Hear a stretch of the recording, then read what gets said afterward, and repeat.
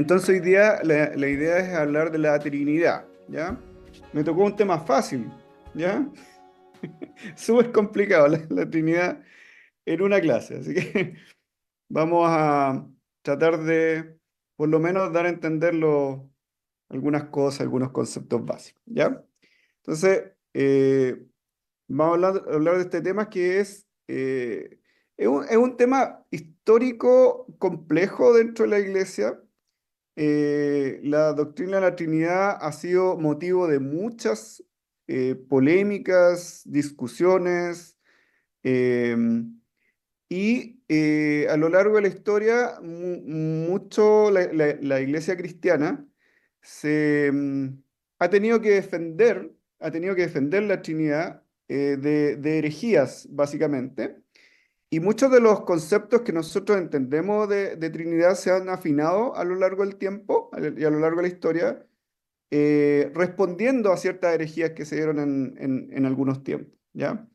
Entonces, entender la Trinidad parece ser bien complicado, probablemente muy difícil de comprender, pero es crucial para llevar una vida cristiana, para entender cómo es la manifestación de este Dios que tenemos y que es el único Dios y que se manifiesta en estas tres personas, ¿ya? Entonces, la doctrina de la Trinidad sostiene básicamente que Dios es uno en esencia, eh, pero es en tres personas, ¿ya? El Padre, el Hijo y el Espíritu Santo, ¿ya? Esto ha sido, como decía, una fuente de controversia pero es fundamental para la fe cristiana. Hay que pensar que el monoteísmo, la creencia de un solo Dios que es central en la fe cristiana, el hermano Abraham lo explicó en una de sus clases, ¿cierto? Que el monoteísmo se fue haciendo más fuerte de alguna manera, la comprensión del monoteísmo a lo largo de la historia y especialmente a lo largo del Antiguo Testamento y posteriormente fue mucho más claro en el Nuevo Testamento. Podemos decir que la expresión, ¿cierto? La explicación que Dios nos da acerca de su persona, de estas tres personas, se va revelando de a poco en la Biblia, ¿cierto? Y podemos decir que en el Nuevo Testamento está mucho más claro la idea de Trinidad que en el Antiguo Testamento, ¿sí? Ahora, cuando hablamos de monoteísmo, la Trinidad obviamente no contradice esta creencia, sino que la enriquece, ya que describe la naturaleza compleja de Dios, ¿cierto? Que es uno en esencia, ¿cierto? Y son tres en persona. Ahora, déjeme. Entonces la Trinidad dice básicamente que hay un solo Dios y que hay tres personas, ¿ya? Em, Ahí hay una pintura que revela, eh, no sé si, perdón, pero ahí se ve la presentación sin ningún problema. Ya, denme un segundito. Entonces, eh, ese es un óleo, un lienzo de un español que se llama Francisco Caro, ¿ya? Si ustedes se fijan ahí, está el hijo sosteniendo la cruz de su pasión y semidesnudo, ¿cierto? Está mostrando algunas llagas en su pecho, está sentado a la derecha del padre, que está vestido totalmente, y sostiene en su mano un cetro, ¿cierto? Y al medio aparece la paloma del Espíritu Santo con alas extendidas que, ¿cierto?, vuela entre ambos. Eh, Esta es una de las representaciones de la Trinidad que se ha dado a lo largo de la historia. Hay muchos cuadros que representan la Trinidad. Y esto la verdad es que es un misterio que se ha ido, que se fue revelando poco a poco en la Biblia y que, claro, podemos estudiarla hasta este tiempo, hasta nuestros tiempos. ¿Sí? Ahora, eh, cuando nosotros hablamos de uno en esencia, pero tres personas, hay que hacer unas distinciones que se llaman distinciones internas, ¿ya? Distinciones internas dentro de la Trinidad. Aunque Dios es uno en esencia, existen estas tres personas, por lo tanto, y aquí el cuadro es bastante decidor que dice que el Padre, ¿cierto? No es el Hijo, que el Hijo no es el Espíritu y que el Espíritu no es el Padre, ¿ya? Eh, y además dice que el Padre es Dios, el Hijo es Dios y el Espíritu es Dios, ¿ya? Ahora, lo que básicamente está diciendo es que una persona no es la otra, pero que todos comparten la misma esencia y la misma naturaleza divina. Y esto es una de las cosas que se discutió mucho a lo largo de la historia, ¿sí? Hay iglesias eh, o sectas que en el tiempo antiguo eh, negaban, por ejemplo, la divinidad del Hijo o la humanidad del Hijo. Algunos negaban que el Espíritu fuera una persona. eh, entonces no le daban el lugar que corresponde a cada uno. Ahora, dentro de esta Trinidad, ¿cierto? También hay roles específicos, ¿ya? Estos roles específicos básicamente son tres, ¿cierto? Tenemos un Padre creador, tenemos un Hijo que principalmente tiene un rol de redentor y tenemos al Espíritu Santo como el santificador, ¿ya? Y a lo mejor aquí podríamos detenernos un poquito y revisar algunos pasajes de la Biblia. No sé si todos tienen su Biblia a mano, ¿sí? Algunos no los veo, así que no sé si me están haciendo sí o no. Sí, sí, hermano, en efecto, sí. Como Padre Creador, podemos revisar en Génesis 1:1. Se lo deben saber de memoria, ¿cierto? Dice, en el principio Dios creó los cielos Hacia la y tierra. la tierra. Podemos ver en Isaías 40:28, dice Isaías 40:28, ¿acaso no sabes, no has oído? El Dios eterno es el Señor, el creador de toda la tierra, no se cansa ni se fatiga, y su inteligencia es insondable. ¿Sí? Dice el creador de toda la tierra. ¿Ya? Ahora, como hijo redentor, nosotros podríamos ir, por ejemplo, a Gálatas 3:13 que dice, Cristo nos redimió de la maldición de la ley, haciéndose maldición por nosotros, porque está escrito, maldito todo el que es colgado en un madero. De un madero. Entonces dice, Cristo nos redimió. Otro pasaje podría ser Efesios 1:7, que nos dice, le doy tiempo para buscarlo ahí, dice, si alguien lo tiene, lo quiere leer, parece fantástico. Lo En leo yo. quien Allá. tenemos redención por su sangre, el perdón de pecados, según las riquezas de su gloria, de Amén. su Entonces gracia, perdón. tenemos en Él, ¿cierto? En Jesús, tenemos redención mediante su sangre. Es el sacrificio que nos trae redención, el perdón de nuestros pecados según la riqueza de su gracia. ¿Ya? Entonces podemos ver claramente que el Hijo tiene un rol de redentor. De hecho, en Apocalipsis 5, versículo 9, dice, eh, y cantaba un nuevo cántico diciendo, digno eres de tomar el libro y de abrir sus sellos, porque tú fuiste inmolado y con tu sangre nos has redimido para Dios de todo linaje y lengua y pueblo y nación. ¿Ya? Entonces, este rol de redentor está claramente puesto en el Hijo. El Hijo tomó esta característica, ¿cierto? Y la hizo suya para redención nuestra. Y el Espíritu Santo es el santificador, ¿cierto? Él, como santificador, obra en los creyentes, ¿cierto? Para purificarlos, transformarlos, santificar su vida, trabaja en la vida de los creyentes para separarlos del pecado, ¿cierto? Y los capacita para tener vidas agradables y que reflejen la santidad de Dios. Algunos versículos podrían ser, por ejemplo, 1 Corintios 6, versículo 11, que dice, ¿quién tiene la mano rápida?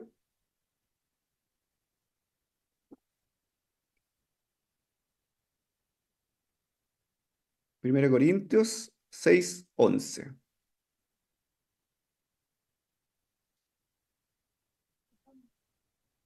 ¿Lo leo yo? Ya, lo leo yo. Y esto erais algunos, mas ya habéis sido lavados, ya habéis sido santificados, ya habéis sido justificados en el nombre del Señor Jesús y por el Espíritu de nuestro Dios. ¿Sí? En segunda de Tesalonicenses 2:13 dice, ¿cómo?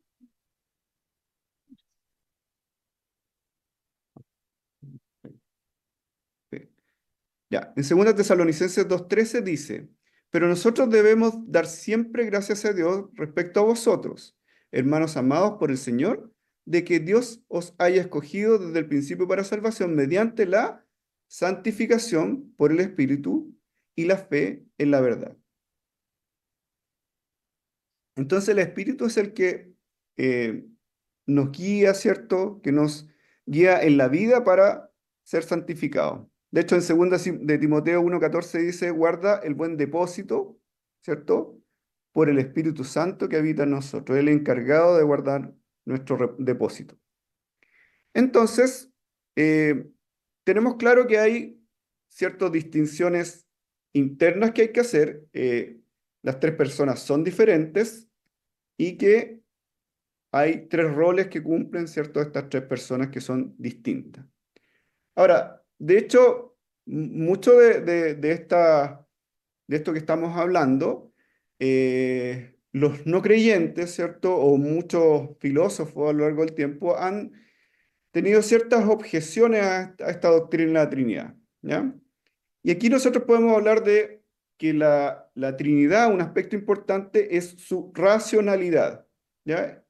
Eh, Como algunos la critican y la consideran como una irracionalidad o una contradicción, me gusta lo que Sproul dice en su libro. Hay un libro que Sproul escribió que se llama La Trinidad, que se los recomiendo, puedo subirlo si les interesa.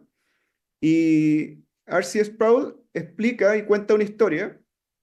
Él estaba hablando con un amigo filósofo, un doctor en filosofía muy, muy prestigioso, y el doctor le decía, Arsi, no entiendo cómo un hombre inteligente como tú puede creer en algo tan contradictorio como la Trinidad, ¿ya? Y Arsi le responde, le dice, en realidad alguien inteligente como tú debería saber la diferencia entre lo que es una contradicción y una paradoja, ¿sí? Y le explica que la contradicción es que uno compara un aspecto de una cosa con otro aspecto de la misma cosa, y algo es, en algún momento dice que es A, ¿cierto? Y posteriormente dice que es B en la misma cosa. Es decir, se lo voy a explicar un poco más claro. Dice, yo puedo ser hijo, ¿cierto? Y también puedo ser padre, pero no puedo ser hijo de mi padre. Perdón, no puedo ser hijo de mi padre y padre de mi padre. ¿Se entiende? Entonces, lo que explica Sproul es que eh, básicamente nuestro Dios, ¿cierto? Es diferente en tres personas que el aspecto A, pero es distinto en el aspecto, perdón, es distinto en el aspecto A, que son tres personas, y es similar en el aspecto B, que es la esencia, que es ser Dios, ¿sí? Entonces Dios sigue siendo uno en esencia y tres en persona de manera no contradictoria. Eh, y le explica que una paradoja, ¿cierto? Una paradoja que viene de la palabra para, que es estar al lado de, como paramédico, ¿cierto? Que está al lado del médico, y de la palabra dokein, ¿cierto? Que es aparecer. Entonces algo que yo pongo al lado aparece como si fuera lo mismo, pero que no es lo mismo. Y por lo tanto, no se cumple esta ley de la, se cumple la ley de la no contradicción, no es contradictorio la racionalidad de la Trinidad, ¿ya? Eh, Creo que es algo difícil de explicar, pero básicamente quedarse con la idea de que son uno en esencia y tres en persona. Y el otro importante es que a veces, cuando se explica la doctrina de la Trinidad, mucho alude a ciertas comparaciones, ciertas analogías. Yo creo que varios de ustedes conocen la analogía, por ejemplo, del agua, que dice que el agua puede existir en tres estados, líquido, hielo y vapor, ¿cierto? Pero es la misma agua, ¿sí?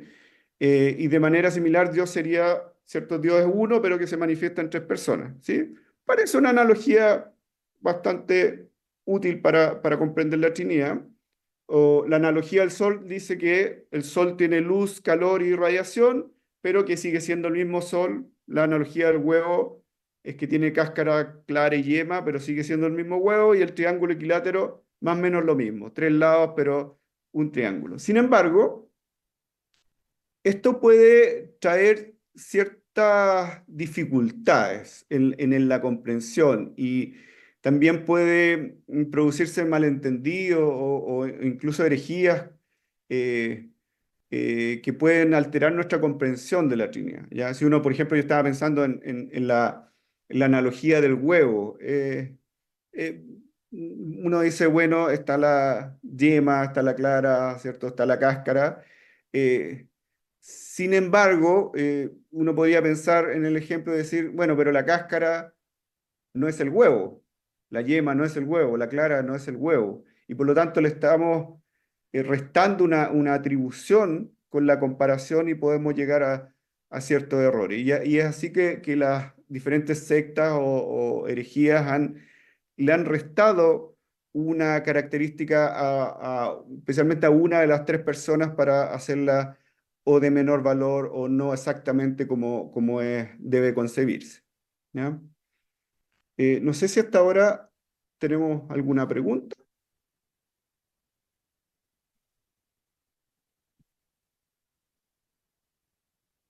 ¿no? Ya. Quizá un ejemplo de esta mala, mala comprensión de esta analogía está dada, por ejemplo, por el modalismo, que se llama, ¿sí? Eh, el modalismo hace un énfasis en explicar la Trinidad en términos que enfatizan la unicidad de Dios, pero lo hace de una manera inadecuada. Ellos dan, por ejemplo, el ejemplo del actor, que hay un actor, ¿cierto?, que desempeña diferentes roles en una obra de teatro, y en este sentido, Dios es uno solo, pero que asume diferentes roles en diferentes momentos de la historia de la salvación, ¿ya? Y eso, la verdad es que es absolutamente herético, ¿ya? Y de hecho es muy raro y contradictorio, porque especialmente pensando en esto, Jesús en su ministerio conversaba permanentemente con el Padre, ¿ya? Entonces sería una locura pensar que el hijo está conversando con el padre y el padre le responde, y el hijo ¿cierto? Le habla y el Padre le responde nuevamente. Es una locura pensar en eso, es una herejía muy grande, ¿ya?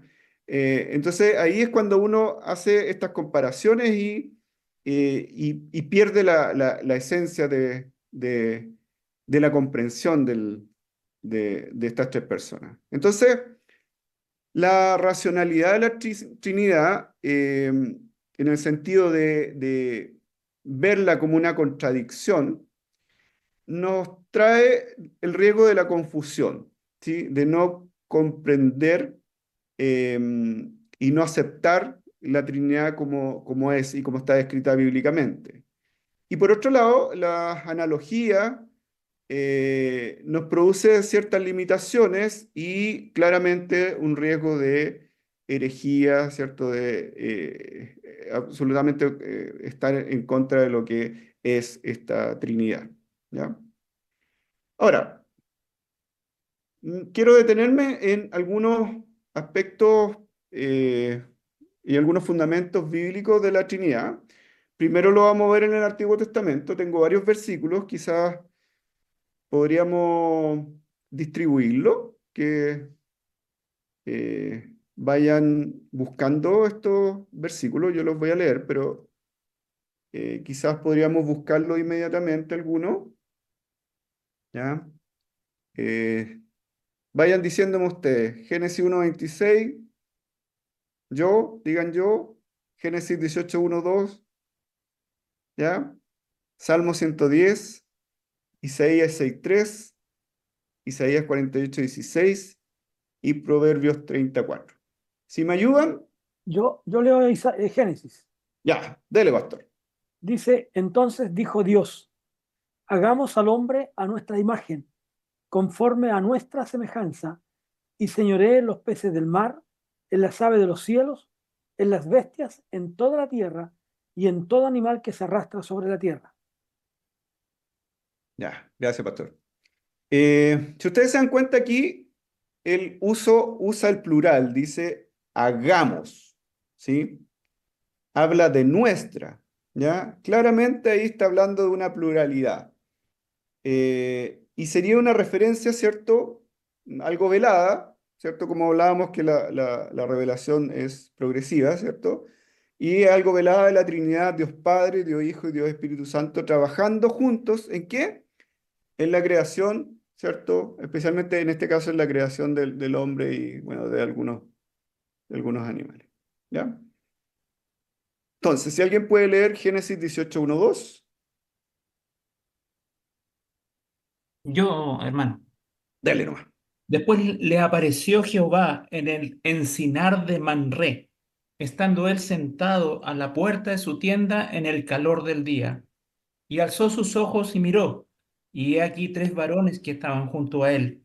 Y cuando los vio, salió corriendo de la puerta de su tienda a recibirlos, y se postró en la tierra. Gracias, hermano. En tierra. Bueno, aquí esto es un poco rebuscado quizá, ¿ya? Pero ahí está la aparición de tres varones que algunos teólogos lo dicen que podría ser una representación de la Trinidad, una manifestación de la Trinidad, una imagen de la Trinidad. Otros lo interpretan como ángeles o de tres figuras importantes, ¿cierto? De profetas, ¿cierto? O incluso algunos dicen que es Jesús con otros dos, ¿ya? Pero en realidad hay una cierta insinuación de la Trinidad, no clara, ¿cierto? Pero hay alguna. El número 3 es muy importante en la Biblia, como ustedes saben, ¿ya? Alguien que lea el Salmo 110:1, por favor. Yo lo leo, dice, Jehová dijo a mi Señor, siéntate a mi diestra, hasta que ponga a tus enemigos por estrado de tus pies. Eh, ahí tengo una confusión, hermano. Disculpe. ¿Ya? Ahí parece que me equivoqué en la referencia. Deme un segundo que pongo mi logos, que estoy ahí con una pantalla. Ya, si alguien puede leer Isaías 6:3, por favor. Yo, hermano Daniel, Isaías 6:3, perdón. sí. Sí, dale nomás. Y Y el uno al otro daba voces, diciendo, Santo, Santo, Santo, Jehová de los ejércitos, toda la tierra está llena de su gloria. Muchas gracias. Ahí claramente, ¿cierto? La repetición de 3 veces santo ha sido vista históricamente como la santidad del Dios Trino, Padre, Hijo, Espíritu Santo. Y esto es, claro, es repetido en la liturgia cristiana, ¿cierto? La santidad de la Trinidad. Ya. El Salmo 110, por favor. Salmo 110 dice, eh, no sé si lo había leído. Sí, dice, Jehová dijo a mi Señor, siéntate a mi diestra, hasta que Perfecto. ponga Ahí, a tus enemigos por sí. estrado a tus pies. Ya, súper. Sí que no estaba muy atento. Entonces, mi versión dice, dice el Señor a mi Señor. ¿Ya? En el hebreo le habla, dice Yahvé y Adonai. ¿Ya? Entonces, este es un, eh, la interpretación que se hace de esto es como si es que Yahvé, de alguna manera Dios Padre, le habla a Adonai, al Señor, ¿sí? Y es una referencia a Jesús indicando la pluralidad dentro de la unidad divina, ¿ya? Y este salmo es frecuentemente usado en el Nuevo Testamento especialmente por Jesús, para demostrar su divinidad y su posición como Señor, en este caso sobre David, que es el salmista. ¿Sí? Ahora vamos a Isaías 48:16, por favor. Yo, Dale nomás. acercaos a mí, oíd esto. Desde el principio no hablé en secreto. Desde que eso se hizo, allí estaba yo. Y ahora me envió Jehová el Señor y su Espíritu. Amén. Y aquí uno podría decir, aquí es un poco discutible, pero dice este versículo menciona Jehová, menciona el Señor, ¿cierto? Y menciona su espíritu. Ya quizás podría ser junto Jehová el Señor o podría ser Jehová el Señor su espíritu, ¿ya? Pero de alguna manera está haciendo referencia a una relación entre que puede ser el espíritu y el Padre o Jehová, Jesús, el Padre, Jesús y el espíritu, ¿sí? Aquí Dios, el Padre, está enviando a su Hijo al Espíritu Santo. Y el último que vamos a ver en el Antiguo Testamento va a ser Proverbios 34, por favor. Si alguien lo tiene.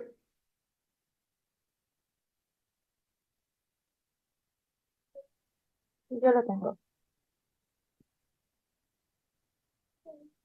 ¿Quién subió al cielo y descendió? ¿Quién encerró los vientos en sus puños? ¿Quién ató las aguas en un pan? ¿Quién afirmó todos los términos de la tierra? ¿Cuál es su nombre y el nombre de su hijo? ¿Sí sabes? Miren qué lindo.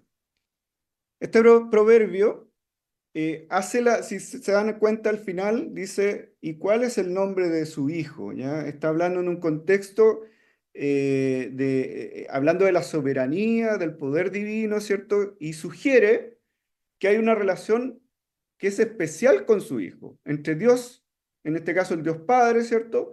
Y su hijo. Y esto puede ser referencia a la relación la relación armónica que hay entre el Padre y el Hijo, ¿ya? Entonces, si bien ustedes pueden ver aquí que si bien la Trinidad no es revelada de manera explícita en el Antiguo Testamento, se sugiere en muchos pasajes la pluralidad y la relación que hay entre las 3 personas de la Trinidad, ¿ya? Ahora lo vamos a ver en algunos versículos del Nuevo Testamento, ¿sí? Vamos a ir poniendo de a dos quizás para que alguno prepare el siguiente y uno lea el primero. Si me quieren ayudar, fantástico, si no lo leo yo, ¿ya? Mateo 3:16 al 17, que estamos hablando de el episodio del bautismo de Jesús. A todo esto, ¿cuántas veces aparece la Trinidad, la palabra Trinidad en el Nuevo Testamento?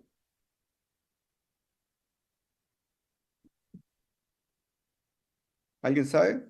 Un premio para el que responda. Entiendo que ninguna, hermano. Bien, hermano. Felicitaciones. Se ganó un chocolate. Gracias, hermano. La nota del examen, hermano, con esa me conformo. Ya está listo, ya. Sí, ya mojó el maestro ya. Dele, ¿alguien tiene Mateo 3:16? ¿Lo leo yo? Yo, hermano, me repito. Dele nomás. Sí, no importa que se repita. Y Jesús, después que fue bautizado, subió luego del agua, y he aquí los cielos le fueron abiertos, y vio al Espíritu de Dios que descendía como paloma y venía sobre él. Y hubo Y una después, voz desde el cielo que decía: Este es mi Hijo amado, en quien tengo complacencia. ya. Entonces, tenemos a Jesús, ¿cierto? Que está siendo bautizado. Y después de que es bautizado, el Espíritu de Dios, que en forma de paloma, ¿cierto? Ahí está el Espíritu Santo, viene, desciende y hay una voz del cielo que dice, este es mi Hijo amado, que sería el Padre, ¿cierto? Que dice, en quien tengo complacencia. Es muy bonito esto porque se ve mucho la armonía de esta Trinidad actuando en conjunto, ¿cierto? Para algo tan importante como el bautismo de Jesús. Ya, la gran comisión. ¿Quién la quiere leer? Ahí pongo el otro versículo para que vayan adelantándose. Yo la leo. Dale, hermana. Por tanto, id y haced discípulos a todas las naciones, bautizándolos en el nombre del Padre, y del Hijo, y del Espíritu Santo. Ya. Ahí claramente se muestra nuevamente la unidad, la distinción entre el Padre, el Hijo y el Espíritu Santo. ¿Se dan cuenta que nadie podría decir que son una persona solamente? Hay una distinción ahí.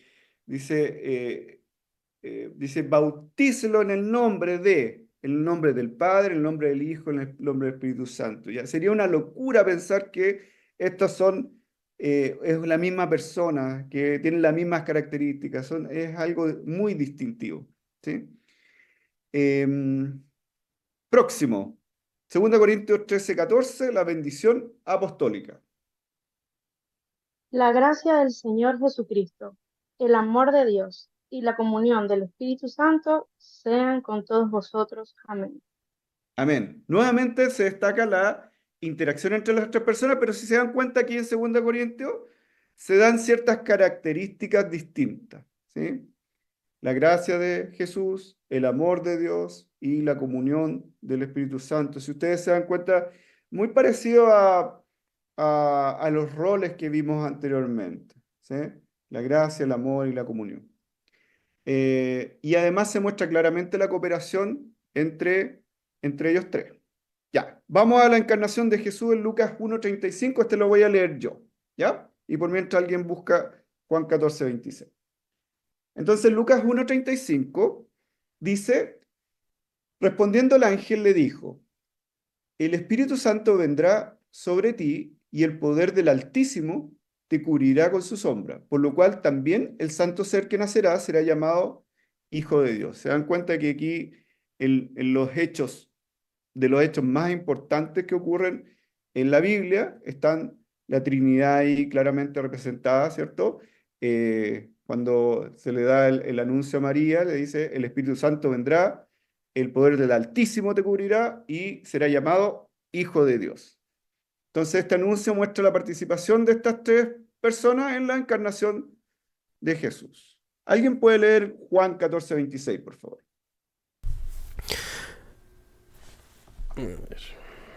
Dice, más el Consolador, el Espíritu Santo, a quien el Padre enviará en mi nombre.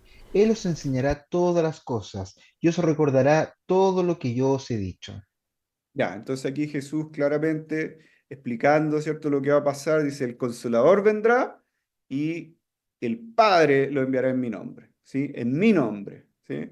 Entonces, si ustedes se dan cuenta, no hay ahí una jerarquía, hay un trabajo que está en conjunto en que el Hijo se somete al Padre, pero que jerárquicamente ellos son de la misma, no hay uno sobre otro. También en Juan 14:16-17 dice, y yo rogaré al Padre y os dará otro consolador para que esté con vosotros para siempre, el Espíritu de verdad. Ahí habla que está en la misma relación. Y por último, creo que no, nos queda un par más. Juan 15, 26, por favor. Lo voy a leer yo, ¿ya? Y por mientras adelanten ahí, Colosenses. Juan 15, 26 dice, pero cuando venga el Consolador, a quien yo os enviaré del Padre, el Espíritu de verdad, el cual procede del Padre, él dará testimonio acerca de mí. Entonces el Padre es de quien procede el Espíritu de verdad, el Hijo, ¿cierto? Jesús, quien enviará al Espíritu, y el Espíritu Santo, el Consolador, y es el Espíritu de verdad. Entonces veamos Colosenses 2:9. Este versículo es muy interesante. Porque en él habita corporalmente toda la plenitud de la deidad. Miren qué relevante este versículo. Voy a poner el otro ahí. Colosenses 2:9 dice, porque en él habita corporalmente toda la plenitud de la deidad. Qué difícil entender este versículo. Y si bien no menciona las tres personas de la Trinidad, pero habla de la plenitud de la deidad. De la plenitud de la deidad. O sea, de alguna manera está diciendo toda la esencia, la plenitud de la esencia de ser Dios habita en Cristo. ¿Sí? Lo que, y Jesús en algún momento dice, ¿cierto? Cuando le preguntan, ¿se acuerdan cuando le preguntan, ¿y cuándo veremos al Padre? Y él dice, ¿alguien se acuerda? Cuando está con los discípulos ahí, ¿y cuándo veremos al Padre? Le preguntan. El que me ha visto a mí, ha visto al Padre. Amén. ¿Sí? Y en Juan 10:30 dice, yo y el Padre uno somos. ¿Sí? Entonces la plenitud de Dios está, ¿cierto? Absolutamente en Cristo. Habla de corporalmente toda la plenitud de la deidad vive en Cristo. Bueno, ese versículo de Colosenses 2:9, en la traducción del lenguaje actual, dice, Cristo es completamente igual a Dios. Amén. Es el lenguaje actual. Sí. Mire cómo lo simplifica. Qué buena, qué buena versión. Es completamente igual a Dios, ¿sí? Ahora, tenemos que hablar de la esencia, ¿sí? Es completamente igual a Dios en esencia. Pero ahí corre el riesgo, se explica cuando hay una traducción que no se apega totalmente a lo literal, ahí siempre hay que tener cuidado con los sentidos, ¿sí? Entonces, claro, es igual a Dios en deidad, pero es distinto a Dios Padre en la persona. Y ahí tenemos que estar así atentos a esas cosas que nos pueden sacar un poco de la verdad, ¿ya? Y el último versículo, por favor, si alguien lo puede leer, yo estaría feliz. Yo, hermano Daniel.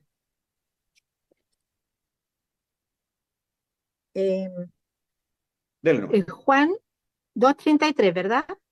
Hechos 2:33. Hechos. O sea, Hechos, perdón, Hechos 2:33. Así que exaltado por la diestra de Dios y habiendo recibido del Padre la promesa del Espíritu Santo, ha derramado esto que vosotros veis y oís. Ya. Entonces, el Padre da la promesa, el Hijo es exaltado a la diestra de Dios y el Espíritu Santo es derramado sobre los creyentes ahí en Hechos, en el comienzo de la iglesia, ¿ya? Entonces, vamos a avanzar, ¿ya? Porque Lali me está diciendo que me queda poco tiempo, así que... Ya, y entonces vamos a hablar de un par de cositas, ¿sí?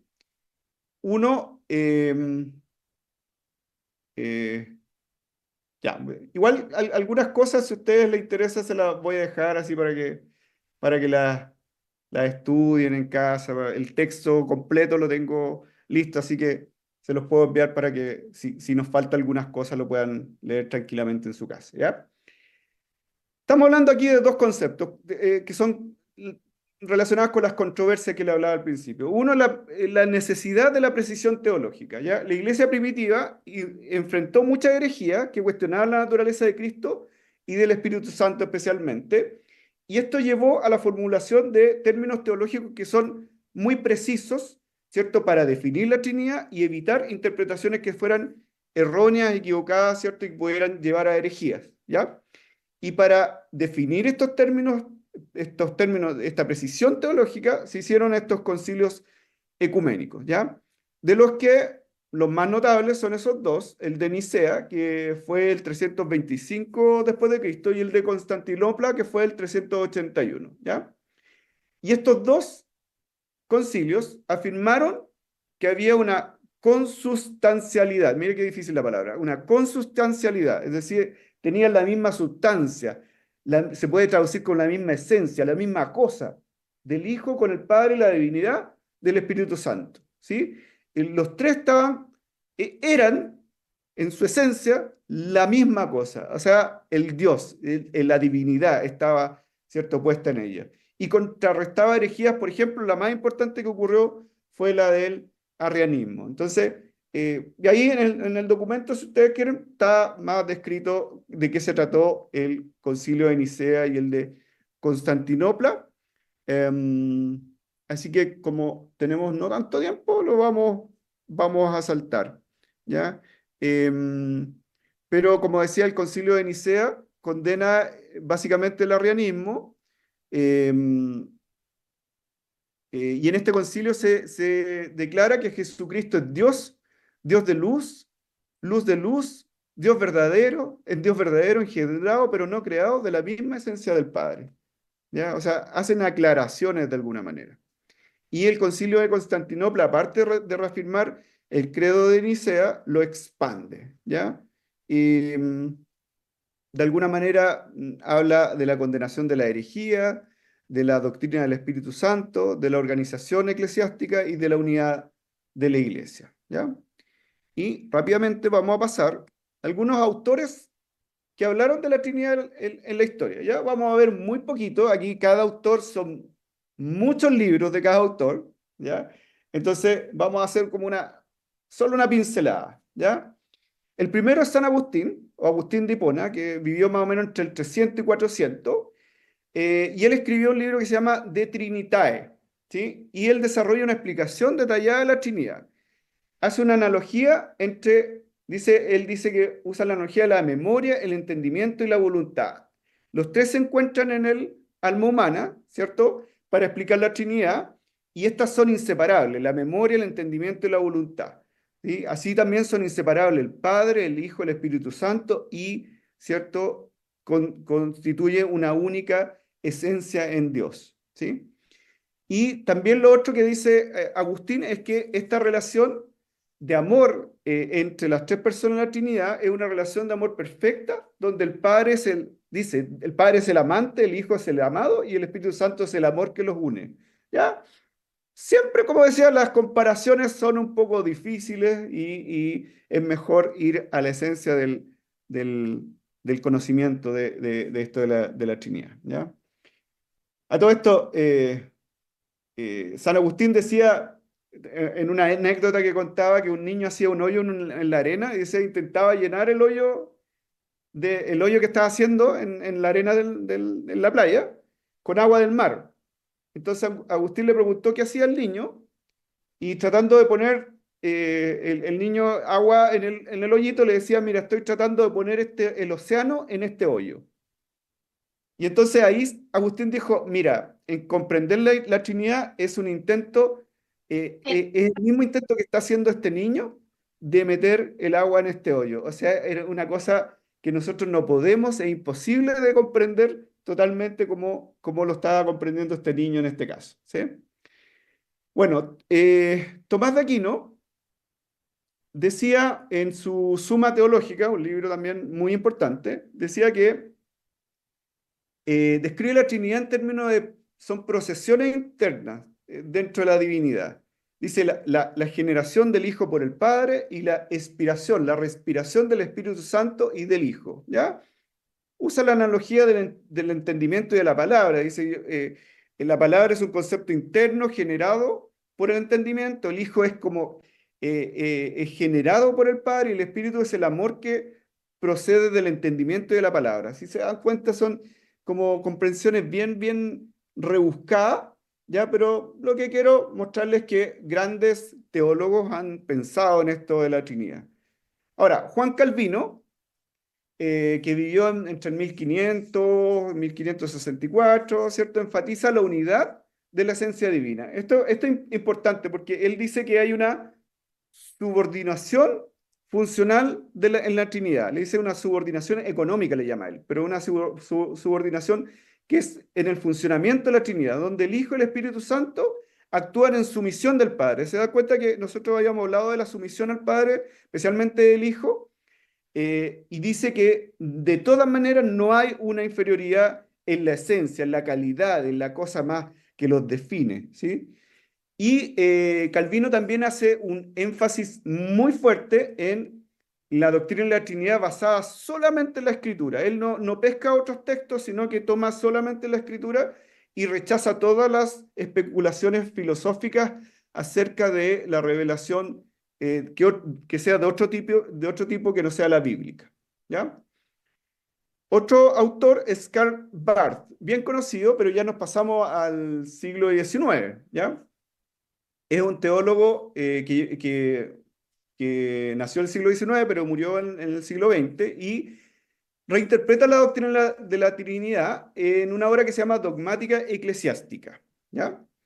Él representa la Trinidad como la forma que Dios se revela en Jesucristo. Para él la Trinidad no es una construcción que sea como abstracta, sino que se manifiesta durante la historia de la salvación. Mire, qué interesante lo que plantea Barth, porque plantea que durante toda la historia de la salvación, en las Escrituras se va revelando la Trinidad de a poco, pero siempre en el centro de la historia de la salvación. O sea, estas tres personas actúan en armonía y conjuntamente que tienen como centro la salvación, y la revelación dada en la Biblia se va mostrando la Trinidad poco a poco. Y también plantea que hay una relación dialéctica en la Trinidad, una relación de conversación, de comprensión entre ellos, de una dialéctica entre Dios que revela, el Padre, la revelación, que es el Hijo, y el revelado, que es el Espíritu Santo. ¿Ya? Lo interesante para mí es el concepto de la historia de la salvación, de la revelación de la Trinidad también a través de la historia de la salvación. ¿Ya? Jürgen Moltmann, ¿sí? Él murió hace muy poco, en el año 2023, y 2023 o 2024, ahí me queda una duda. Sí, creo que murió en enero del 2024, hace muy poquito. Y él plantea que la Trinidad como una comunidad de amor y participación mutua. Ese es el concepto más importante, porque dice que cada persona de la Trinidad habita en las otras dos y refleja una unidad dinámica y relacional.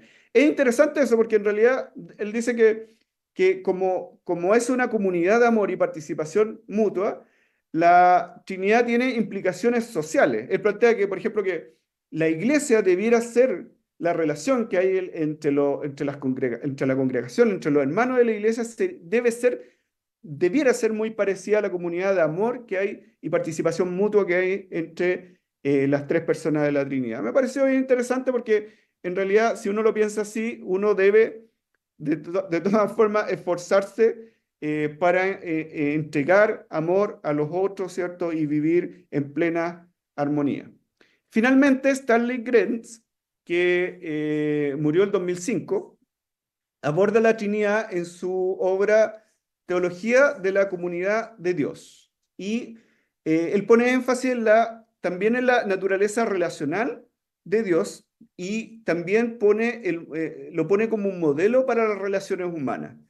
Si se fijan, es un poco parecido a Moltmann, y comprende de alguna manera el contexto del pacto de Dios con la humanidad, donde las tres personas trabajan juntas para realizar este plan redentor de amor, ¿cierto? De esta esencia en el amor de Dios por nosotros, ¿cierto? Los tres trabajan juntos según Stanley Grenz, y por lo tanto pone este modelo de las relaciones humanas como una relación de amor, ¿sí?